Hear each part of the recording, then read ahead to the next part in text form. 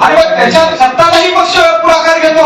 उपमहापौर साहेब तुम्ही तरी ह्याच्यावरती बंद करा, सभागृहाने त्याला काहीतरी शिस्त लावा. काही चूक नाही आमच्या सचिन गायकवाड साहेबांचं. आमच्या वंचित बहुजन आघाडीचे त्यांना माझा पाठिंबा दिलेला आहे. त्यांच्या स्वीकार सदस्याला सुद्धा पाठिंबा दिलेला, त्याची काही चूक नाही. पण जर सत्ताधारी पक्ष अशा पद्धतीने प्रशासनाला करणार असेल ते सुद्धा सर्वसाधारण सभेत. अहो तुमच्याकडे सभागृह नेता पद आहे, तुमच्याकडे महापौर पद आहे, तुमच्याकडे उपमहापौर पद आहे, त्याचा वापर करा. काही स्थायी समितीच्या सदस्याच्या आजपर्यंत निवडणुका तुम्ही केल्या,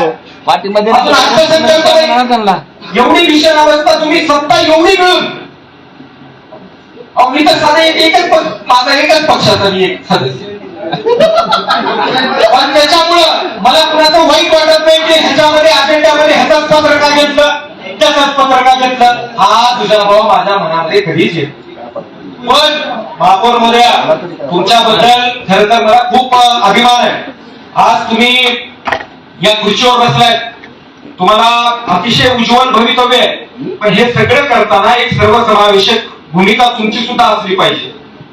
आणि केवळ प्रशासनावर दाब टाकून त्यांना या पद्धतीनं ब्लॅकमेलिंग करून, कदाचित ब्लॅकमेलिंग खूप शब्द मी वापस घेतो, वापस घेतला शब्द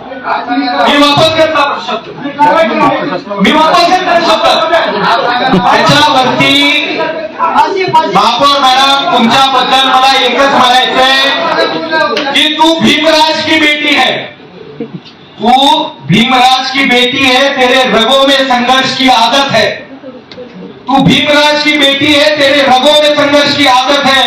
तू बढ़ती रहे हमेशा, तेरे पीछे संविधान की ताकत है. काही चिंता करू नका, हे पक्षांतर्गत काय चाललंय कुरघोड्या. तुम्हाला उद्या खासदारकी सुद्धा जर मिळाली तर ते नमन वाटायला नको, कारण नियतीचे कौल असतात. तुम्ही उगाच महापौर